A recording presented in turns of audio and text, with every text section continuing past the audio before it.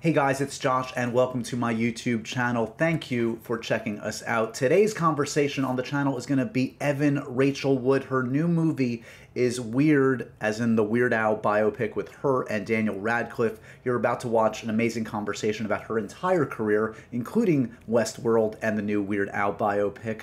Remember, if you want to enjoy all of these conversations, Henry Cavill, Tom Hanks, Tom Felton, all the big movie stars and TV stars around, make sure you hit that subscribe button, don't miss a thing, and enjoy my conversation right now with Evan Rachel Wood. My guest today is the absurdly talented star of 13, Across the Universe, The Wrestler, and in recent years, HBO's mind-bending sci-fi saga Westworld, which is about to come out for its 4th season. She sings, she acts, she can quote the movie Clue at a moment's notice. It's my old buddy, Evan Rachel Wood. What's hey, up, Evan. Josh?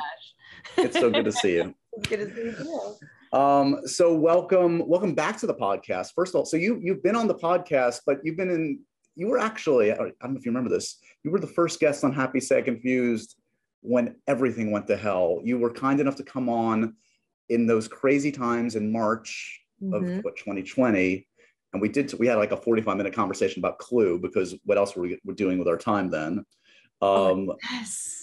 Yes. And it's so funny. I was listening back to that chat, and it's like a piece of history now. It's like to hear like us like trying to sort out what was happening.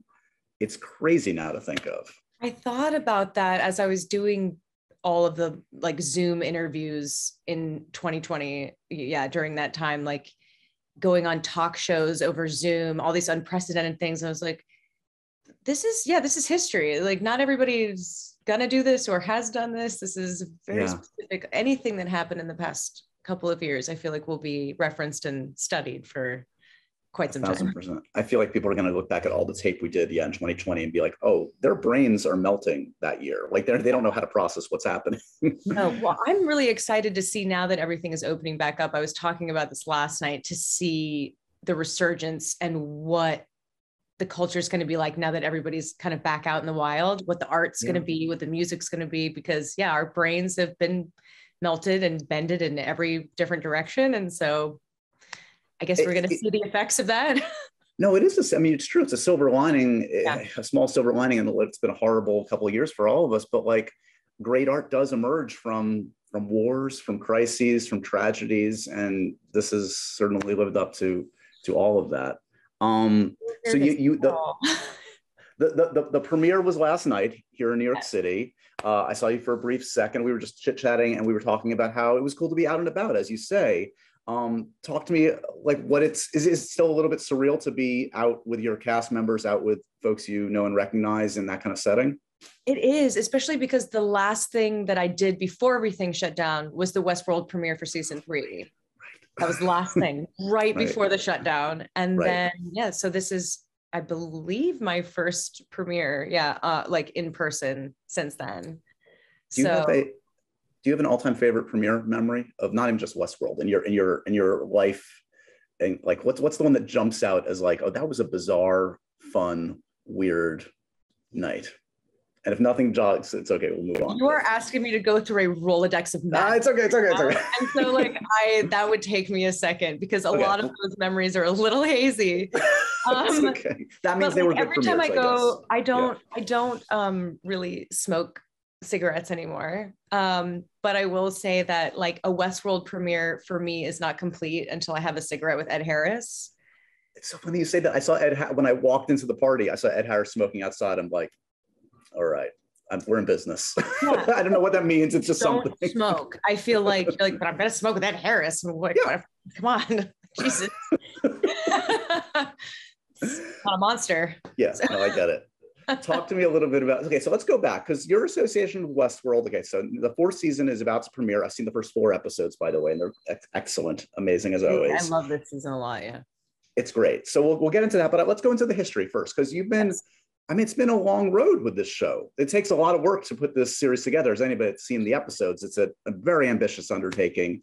You were first cast in 2014? 14, So where were you at then when Westworld came around? Were you looking for a series? Were you looking for anything like sci-fi? I mean, how did it happen, and where were you at? It was honestly a godsend. I was in a weird place in my career, actually, and I was sort of, I've had a few moments in my trajectory where I've gone, do I want to keep going? Do I want to stop? What am I doing? I need to reevaluate. And I was at kind of one of those points right before Westworld came around. I was like, what am I doing and how am I doing it? Right. And I was like a new, like, single mom, kind of like, what am I going to do? And it really just came to me. Lisa Joy and Jonah Nolan, I don't know why they're so good at, like, I'm tooting my own horn here a little bit, but their ability to cast a show is pretty outstanding, especially because at the time when they said, we really want you to do this role, I was kind of like, why me?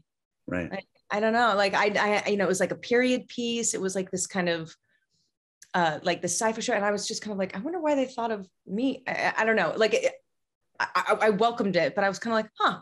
And then, it wasn't until about halfway through the season, I was like, how did you guys know that this was my role? Like, I haven't, it's one of, like, the crown jewels of my career. I think we've talked about this. Like, when people ask me, like, what are some things that you're most proud of? Like, Westworld is definitely top 3. And I think always will be. It was just like, especially that first season, just such a pure experience making it, when, like, there's these projects you work on where everything just falls into place and comes together. And this was just one of those things where you could feel it and you were working on something amazing. And so, yeah, it kind of reinvigorated my whole outlook on, acting and my career and what I wanted to do. And it was inspiring. And it was like, okay, I'm ready for round 2 kind of a thing.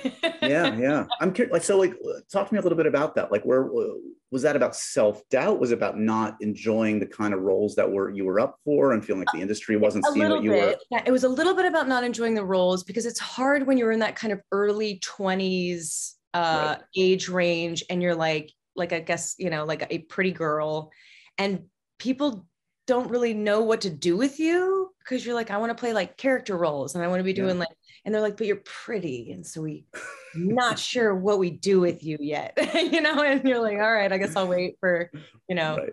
the more interesting stuff to come, not just like the sex symbol or the ingenue or whatever. So yeah, it was a little bit that, but also I think, like, when you've been acting your whole life. I mean, I've been acting since I was 4. I'm 35 now. I've already been doing this, like, over 30 years. Sometimes I get a little tired. I'm like, okay. Yeah.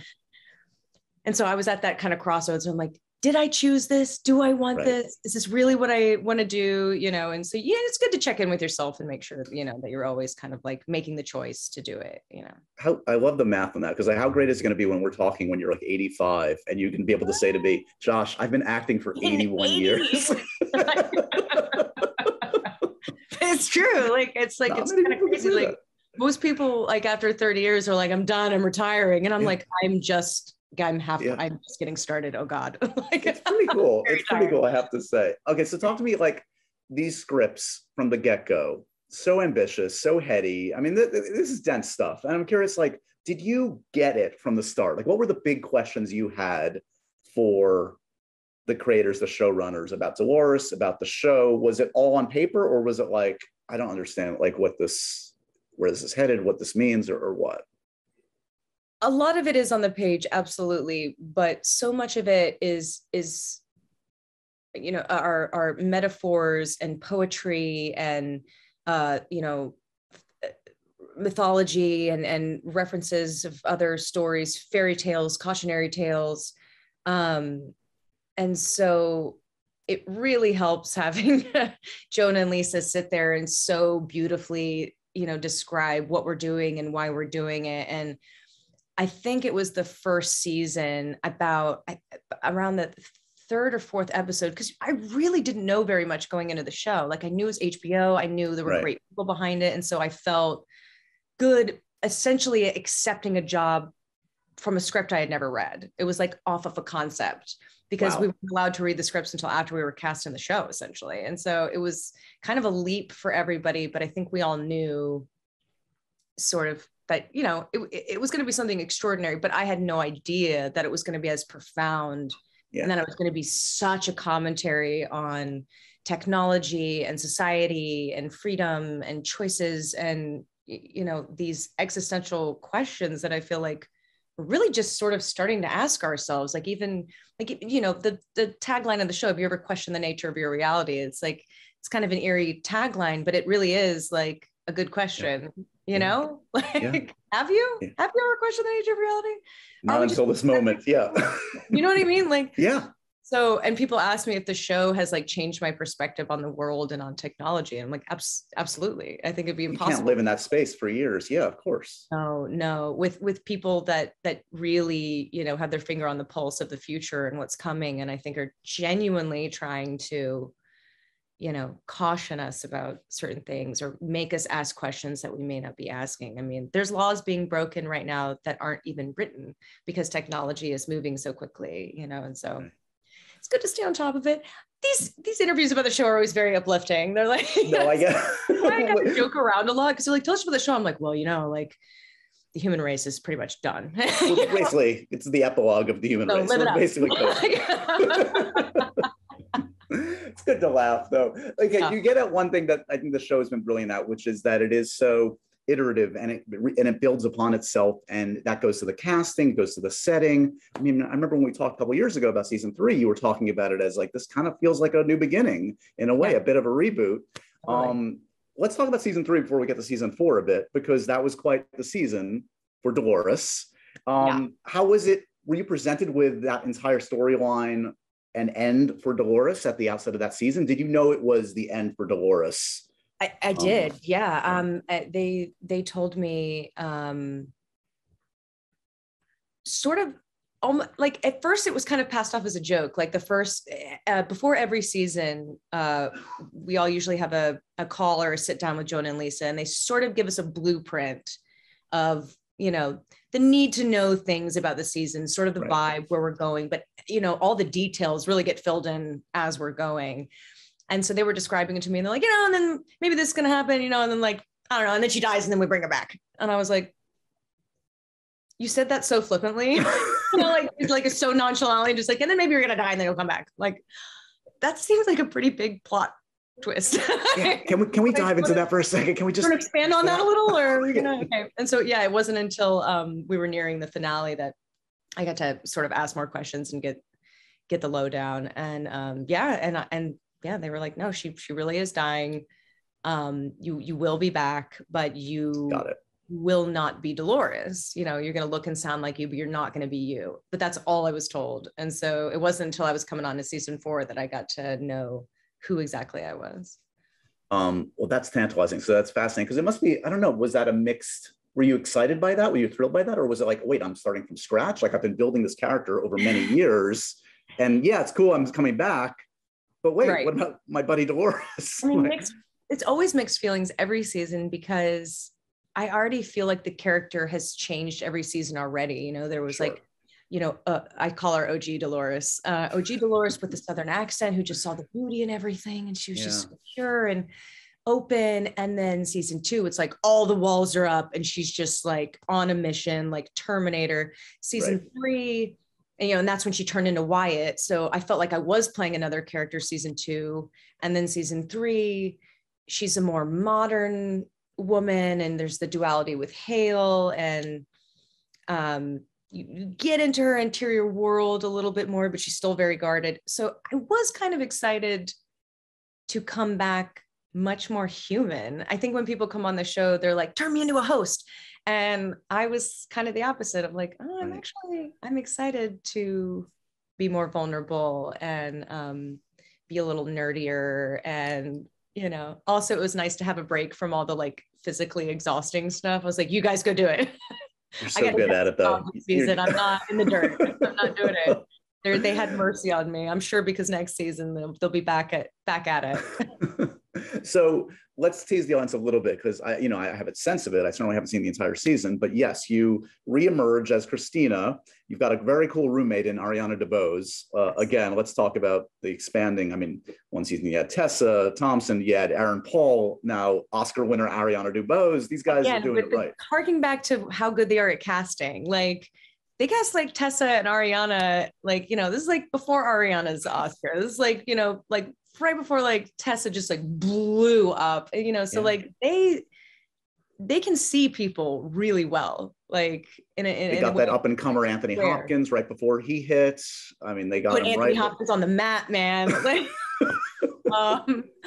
but some people they only go for like what's already popular. Yes. And it's rare that you find people that not only are good at it, but trust themselves enough and like, no, this is right. Investing in this. Yeah. So you're roommates with Ariana's character. There's a big sense of Christina seems to be haunted by some things, has some dreams, there's a real sense of deja vu in her life. She's dating. This is not turning into a rom-com show. Don't worry, guys, but there are some dates in it. I guess what can we say about Christina? How would you describe her? Well, I think people will sort of notice right away that this is a completely new person, but she is in a bit of a routine or a loop that may feel a little familiar. But I think she's kind of like the wallflower. She's a little like unassuming, not totally confident in herself. Really sweet girl, very nerdy, has Dolores qualities of I really long for romance and poetry and excitement, and I long for something more than what this world has to offer me. And I feel like there's something wrong with the world, but everyone's making me feel like I'm the one that's wrong. And so I think that's where her and Dolores have a lot in common, in that she just knows something's off. Yeah. And she can't quite put her finger on it, and that's where she starts, is sort of just getting this feeling and then having to uncover the mystery of who she is and what the world she's found herself in could be.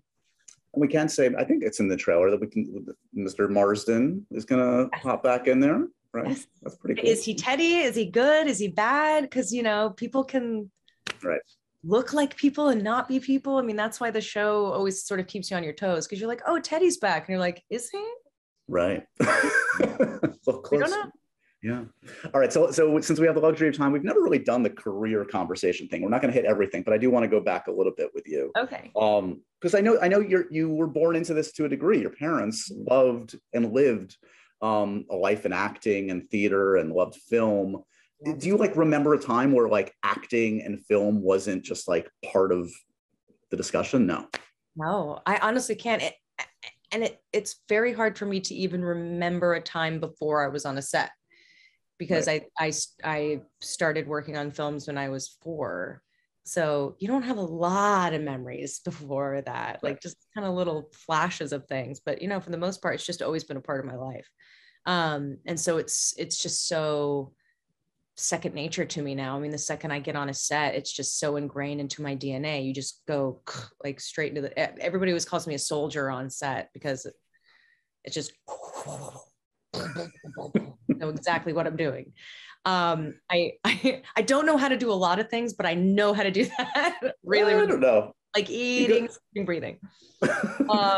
When did you start to do TV and film auditions? When did you really make a concerted effort to or your parents kind of help you in that area? It was after that first TV movie, and my brother Ira is also an actor, and he was doing films as a child as well, and sometimes I would piggyback off of what he was doing and get thrown into one of his projects in a flashback or something. And then, this is when I was living in North Carolina too. And there was a lot more filming happening in Wilmington. Yeah. Because there were studios. How did you not end up on Dawson's Creek? Wasn't that No, I was a little young, and my tips weren't frosted. And so I was in the right type.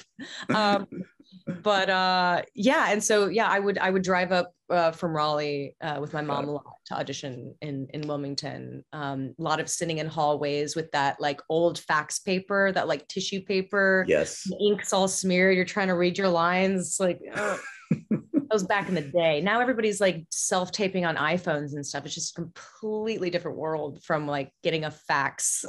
Right. 1,000%. Did you have strong opinions, like even as a kid, about like high art versus low art? Like, would you have been just as happy to be like on like Mickey Mouse Club or a CW? No, you weren't. You were I was a highbrow. such a little snob. I was such a little acting snob as a kid. Well, but again, like not in a, oh, we're better than you, but just you know, again, yeah, my parents were actors, and my parents have great taste, and they're good actors, and they're like Jonah and Lisa, you know, in that like they spot good quality, and like, and they'll see potential in somebody way before, you know, they're discovered or blow up, because they're not just like going after what's cool. Like they're genuinely, you know, seeing good art. And so, yeah, there was a real, not just appreciation for good art, but like integrity and why you're doing what you're doing. It was never based around celebrity or fame or, you know, just wanting people to like you. It was like, no, I really want to make something that's going to move people and change people. And, you know, art was sort of a form of activism in a way in our house. And so I always treated it with like dignity and respect. And, you know, it wasn't just like throwing on a costume and making faces. It was like really trying to connect people. And do you remember the first gig that felt like you were getting at what your parents talked about, where it was like, this is not just work. This is kind of important. And, you know, with a capital I, maybe this is kind of special. I think the first time you move somebody to tears with a performance, and not just a performance, you're like, oh, I acted that scene really well. It's like, for me, if I do a scene really well, it's because I've managed to let my walls down and show a part of myself and be seen, right? You know, and show a part that you're like, I don't know if anybody's going to relate to this, but this is real for me. And then when somebody else connects to that and they're moved by it in the same way, I think that's when you realize. I was just having this conversation with somebody last night. They were like, what is that feeling when, you know, you connect with somebody through your art, or you make, you know, that connection, you relate in that way? I was like, it's called healing. Like, that's what that feeling is. It's when you're seen, you know, in a deeper way through art, or somebody connects with you through your art. And I swear to God, that feeling that you get is like something in you being healed. Wow. Because something was shown and then it was seen. You know, it's like, we all just want to be seen. Yeah. So when did you start to feel that? When do you remember that, the first time you felt that? I did a film, not a film. One of the first films that I watched that really made me want to be a serious actor was The Miracle Worker with Patty Duke and Anne Bancroft. And that was the first time I saw like a child act that well, you know, right. Like, yeah. And it just kind of blew me away. And so my dad, you know, runs a theater. My mom's an actress. So I just got up the courage to sort of be like, can we do The Miracle Worker at the theater? And can I play Helen Keller? And he was like, when you're 8. We'll do it when you're 8. And so for like 2 years, I was like pretending to be blind, like walking around my house, like just trying to get this thing down. My mom played Annie Sullivan, and we ended up, and he kept his word. I turned 8 and we did Miracle Work at the theater. And I remember the first night I really, like, it clicked for me, and I was doing the water pump scene. And there's a moment where she understands for the first time. And like, something just happened this night, and I felt like the energy in the room shift, and I could hear people weeping in the audience. And I'm like a kid, and I'm like, suddenly you're like, oh wow, like I'm just this little thing that just like moved like a whole theater of people. And that's when I felt the kind of profound impact, when it's like, oh, I'm not like trying to act really well, I'm just letting go. Yeah. And you feel that wave and that energy. I think that was the moment. Well, it also must be one of those things where like you're gifted with that moment of feeling, and then the rest of your career you're kind of chasing that again. You know what that feels like. It's true. That is true. And you know what it, and you know when it doesn't feel like blessing and that. the curse. Yeah, you're Right? like, that wasn't it. That wasn't it. That wasn't it. That wasn't like Helen Keller back when I was 8. Yeah. Yeah, but it makes those moments even more just sweeter when you get in that flow state. And that's what Westworld, that's what I was saying about Westworld. That first season, you're like, oh, Yeah. Everything's falling into place. Let's do a little bit of This Is Your Life and show you a couple clips. There are a couple films that in particular we in the audience, of course, love. I mean, it's seemingly a pivotal moment is your collaboration with Catherine Hardwicke and Nikki Reed on 13. And Catherine is such a unique spirit as a filmmaker, a unique life force in the world. Maybe let's show the clip first, and then we can talk on the other side about what this film, what this experience meant to you. Let's take a look at 13. So yes, you were doing that while you were watching the clip, covering your face. Clearly there is still some sense memory there. This is talk us through that scene. Yeah. It's also like, I get why it was so hard for people to watch now that I'm a mom and an adult. And so I go back and look at my little 14-year-old self and I'm like, no, don't do that. Put that down. Like, that scene actually, that little dull needle did slip a bit. And so I am slightly getting pierced in that shot. It kind of went like halfway in. So yeah, you're not so much acting. I had a scar on my belly button for a hot second. I still give Nikki like grief about it in a joking way.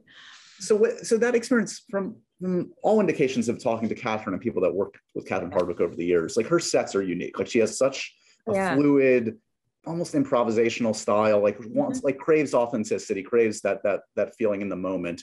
Was that different than anything you'd ever experienced? Did it feel like a special experience, just the making of the movie? Yeah, it's funny because it was so different. I remember the first couple of days thinking like, oh my God, what did I do? It was like her first film and you're like, is this gonna work?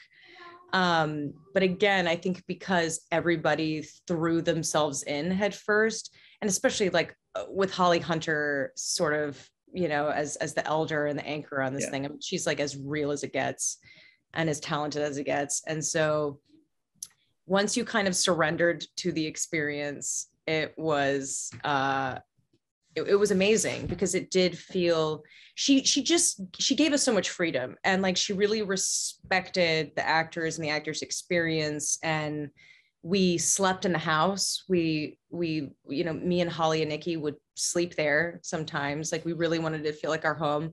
We helped set the kitchen up. Like we put, when set dressing came in, we like put the stuff in the cabinets so that we knew, like it felt like our home. And so it was like a second scan where we knew where everything was. And then, it was just like a messy, crazy guerrilla filmmaking experience where like half the time we were shooting in places we didn't have permission to shoot. At one point, Steadicam was in a shopping cart. They like found a shopping cart on the side of the road and just threw the cameraman in there. So it was like that kind of filmmaking. Yeah.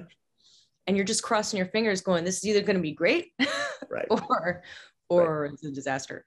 And I do remember the first time we saw the film, just sort of being a bit shell-shocked. Like, I can't believe, I can, but also I can't believe that like our shopping cart Steadicam set.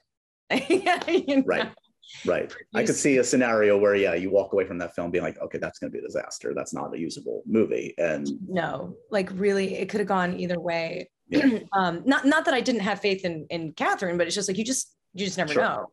And with the subject matter, I actually turned down that film twice because I just didn't trust that somebody was going to do it right. Right. Until I met Catherine and we sat down and had a whole conversation about it. And she showed me her lookbook and I was like, oh, she actually really gets it. I have to do this movie. And it's really incredible to me how much it stood the test of time and how much people still bring it up. Yeah. And how it's still shocking. Yeah. So easy feat. Not that it's meant just to be shocking, but the fact that like it was just so raw and so real that it's stood the test of time, I think. Like it's hard doing something like that when you're 14. And now that I'm an adult, like looking back, I'm like, oh yeah, there were probably some moments that I was not like totally comfortable, but you are, when you're doing a film like that, sort of the sacrificial lamb in a weird way, because you're showing people this cautionary tale of what not to do, but there's actual teenagers in it doing the things you're not supposed to do. Right. And so it's a little double-edged sword. But again, it's like one of the things I'm most proud of. Still, I think it's funny. Like, what was one of your best performances? It'll be like, it's still when I was 14. And well, the good news is you've got current work that we're proud of too. Sometimes absolutely. Yeah, but... like WESTWORLD, yeah, and like Kajillionaire. Like, there's a lot of things that I'm very, very proud of. But I just love that is still, like, I think I will forever be like one of my top 3. And I was like, as a kid. Did Catherine try to entice you to Twilight? Did you come in and talk Twilight when she was doing it? It's funny. I remember her mentioning something while we were filming 13. She was like, I got to talk to you about this vampire thing that I'm doing. And I think I didn't really take it seriously. I was like, sure, you're going to do a vampire movie after this. And then, sure enough, it's like the biggest thing in the world. They're fine. Everyone's fine. It's okay. Yeah. But I was really happy for it, because that was also before there was sort of more of an incentive to hire female directors, Oh, and it opened up a whole new audience. It was like, suddenly the studios were like, oh, young women can open a movie? Exactly. Who knew? Exactly. And it changed the game for like young actors too, because I definitely remember being that age and looking for projects. And I mean, there weren't a lot of options when you're a teenager. It's like, you want to be on the Disney Channel or you want to be on Nickelodeon? What are you doing? Right. But either way, you got to smile and do a dance. Right. And I was like, it's just not what I'm into. And so I feel like 13 sort of opened the door back up for like, oh, right. Teenagers are also like human beings with a very deep interior life that we should explore more and sort of pay our respects to. So it's so cool. It occurs to me as I go to this next clip, you've worked with some iconoclastic female filmmakers in your career in particular. Yeah. And of course, Julie Taymor is that, a true visionary. And Across the Universe is a hell of a big swing. It doesn't get bigger than like, okay, we're going to do a Beatles musical. A Beatles musical, and just the audacious visual technique, casting Jim Sturgis, who I think it was his first film. Crazy. Yeah. Let's take this is a brief snippet of you singing, just again, one of those iconic songs. This is, I think, If I Fell. Let's take a look. You've got a pretty good voice. Let's put it out there. Because the other side of Evan Rachel Wood that we should mention is that you're just this extraordinary singer, clearly. And like, talk to me a little bit about, I don't know, the privilege and the pressure of the most iconic songs in the history of songs on that set. I remember hearing through the grapevine that Julie Taymor was working on, at the time, an untitled Beatles musical that was in the works. And the second I heard that, it was just, there was no other option. I had to do it. I don't think I've ever wanted anything more. I was like, and I was such a huge Beatles fan, and I just knew this was mine. And so I've never been more nervous for an audition. I remember leaving the audition and my back was covered in sweat, just from the nerves of wanting it so bad and having to keep my cool.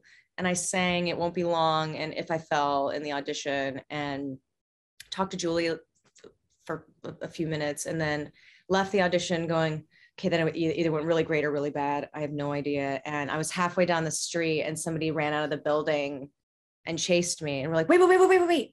Can you come back? We want to like read you with some people. And I was like, yeah. I ran back, started reading with people. And then, and then I think I had to wait maybe like a month or two to hear an answer. And then I was filming Running with Scissors with Ryan Murphy, and my agents came to set, and I was like, that's weird. My agents are coming to set. And they told me that I was going to be Lucy. And I literally cried. I started crying. And it was one of the most incredible experiences of my life. I turned 18 filming.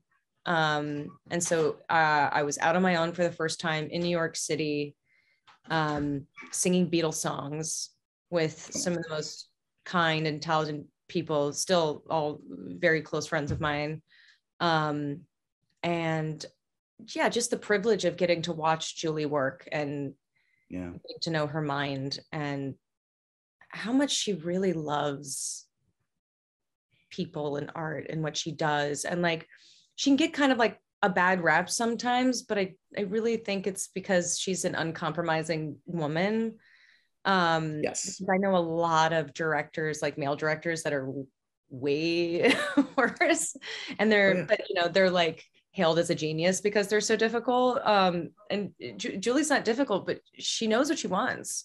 Yeah. She's not going to compromise. She's like, no. Like we strive for excellence, and she throws you way out of your comfort zone. Yeah. Like when she came to us and said, you know, I was watching musicals recently and I can just tell when people are lip syncing. So we're going to do it live. And we were already like a month into recording, thinking like, take our shoes off after this. We can relax. The recordings are done. We're going to lip sync this. She was like, no, I think we're going to do it live. So as if it wasn't stressful enough, you know, now we got to do it perfectly on the day. Yeah. That scene that we just watched was live on the set, and it wasn't even supposed to linger in that shot for that long, but Julie loved the take and the performance so much that she didn't cut out of it. So that's why it's such a long opening shot. But it was one of the best times of my life. Like I don't even know where to begin with that experience. Should I be surprised that you, obviously you were in Frozen 2 in recent years, which was a musical performance, but I mean, you who have so much talent and so much love for music, you haven't done like a full-on live action musical since then. Have you been up for a bunch of these? Has it just not been the right time or the right fit, or what's happened? So yeah, one I turned down because it didn't feel right. And another one, I won't say which one because I don't want to be disrespectful to the actors that did do it. But I was really pregnant when I auditioned for one very high profile musical that they wanted me to do. And it was like the timing, like it just didn't work out. And so, you know, I got sent a big bouquet of flowers that was like, next time we'll do it. So, but I think it's just because, you know, something's waiting. It will happen. If not on film, then definitely on Broadway. That's a dream. You have to stay here in New York and do Broadway. I got to. Please. Yeah, I'm dying to. Let's sneak in one more clip if we can. This is around the same period, and like you talk about uncompromising filmmakers, and you think of someone like Darren Aronofsky. Certainly, he's someone like that. But I have great admiration for his work, as I do Julie's. This is The Wrestler, which is maybe his most stripped down piece of work, though, and it's such extraordinary performances between you and Mickey. And let's take a look at you and Mickey Rourke in The Wrestler. I love that movie so much. I love Darren's work, Mickey's work, and Mickey's work in that. And yeah, it takes something to tell Mickey Rourke to go fuck off in a scene or in real life. Also, our first meeting, like right. So he didn't want to meet you, right? Offset, is that the idea? So in the zone, that whole film, we really rarely interacted on set. You know, I only really got to know him like after filming, and we became friends. But so that was our first meeting. When I walk out the door and we do that scene, that was like the first words that we spoke to each other was that. Yeah. That's amazing. Yeah. We really like kept our distance on set because he really wanted to be in the zone. But we did such beautiful work. And, you know, again, like he's just got such an ability to open up and be vulnerable, you know, and also be like the biggest badass ever. And it's such a rare, you know, combination, you know, of vulnerability and strength. Well, you talk early on about sort of just like when you open yourself up, and that's when like the true connection happens. And this like tough guy, this like consummate tough guy got the best accolades of his career when he just like finally kind of like really let it open. And, show his flaws and show, 100%. And it was filmed a lot like the filming reminded me of 13, and that, you know, like the cinematographer has the camera on their shoulder, and it's just it's very documentary style, and it's very loose, and it's like very much about the acting. And Darren was like similar to Catherine in a way, in that like he really cares about the actor's experience and their input, and like he wrote a backstory for the character. And you know, when I had to like get ready for a big emotional scene, like he would come like sit with me for a moment. Like, it's unheard of a director like leaving set to go sit with an actor to like get them into the scene. Like, they don't do that, but he did. And it shows, like, it shows that the actors feel comfortable enough and like taken seriously and respected enough to give you everything they got, because we're not going to give it up, you know, if someone doesn't appreciate it. Yeah, no, nor should you. No. That's just a small sampling of the amazing work. I do want to mention, not beyond Westworld, I'm very excited. Your work, you worked with one of my favorite human beings, Daniel Radcliffe, on I know it was a short shoot, but Dan says it's like his favorite movie he's ever done. Weird Al. I agree. We both said, I was like, oh no, I messed up. He's like, wow. I was like, because I'm only going to want to do comedies now, because this was so fun. We had so much fun.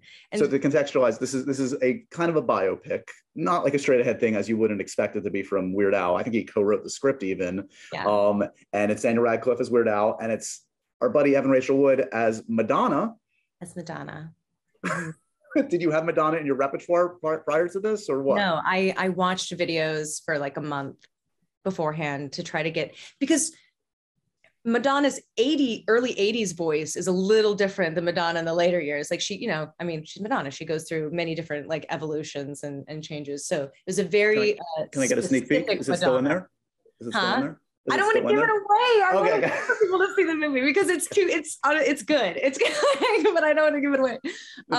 But I remember like the first day when we started, everybody came up to me afterwards, and Weird Al came up to me and he was like, "Oh my God, your line readings, like it sounds like Madonna." I'm like, good.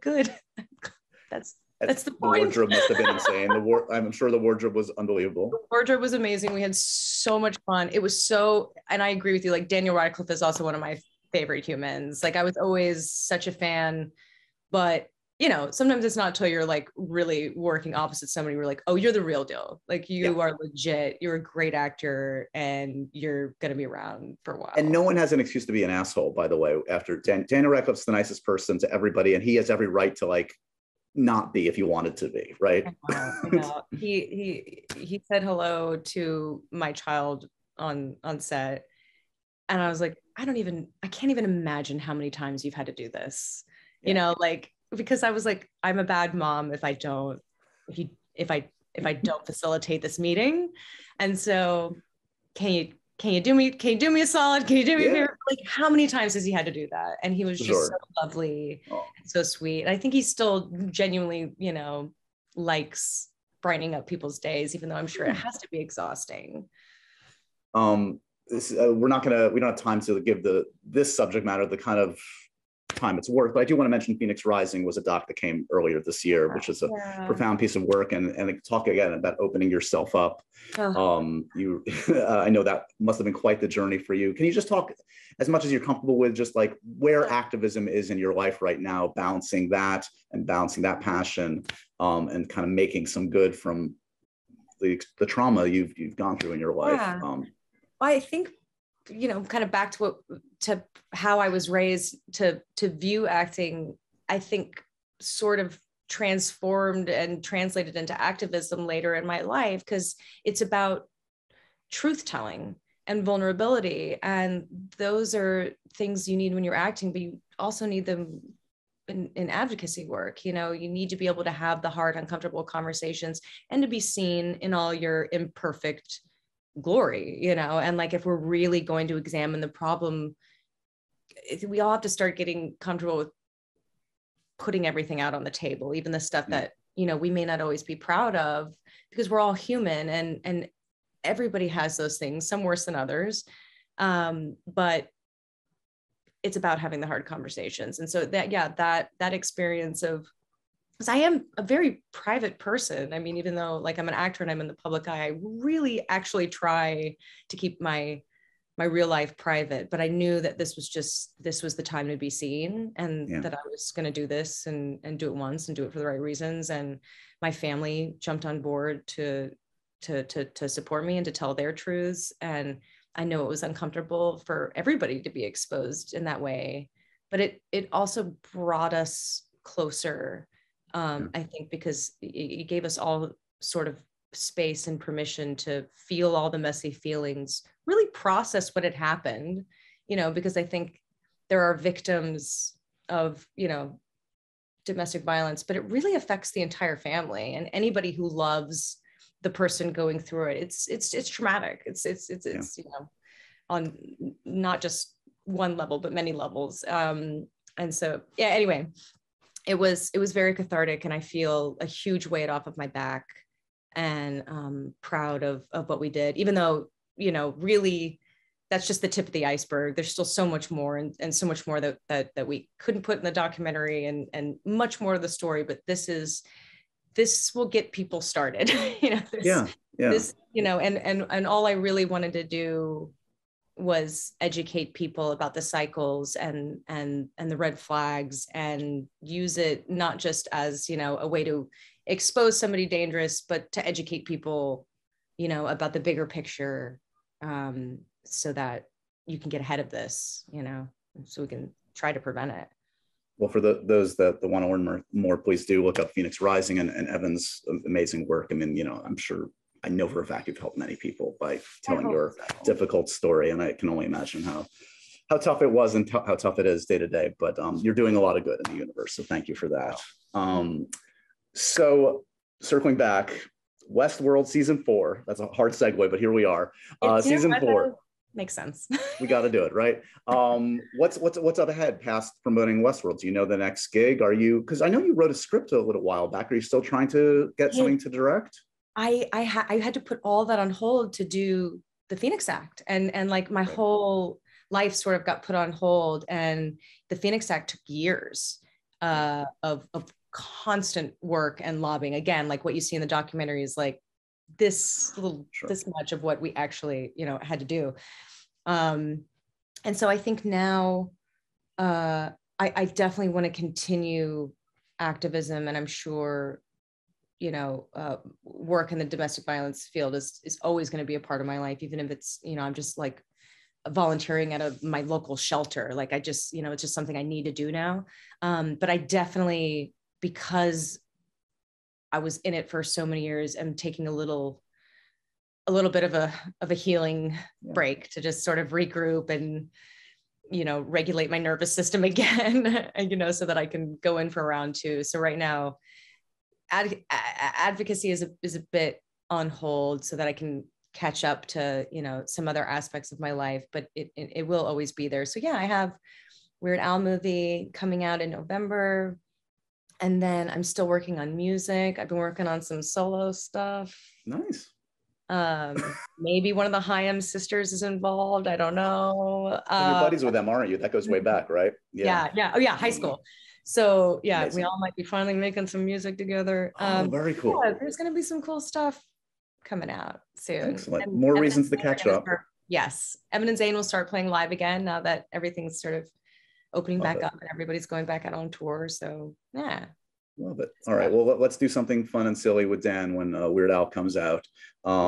It's good to see you as always. Congratulations. Season 4 of Westworld, as if you guys didn't know already, on HBO. Check it out.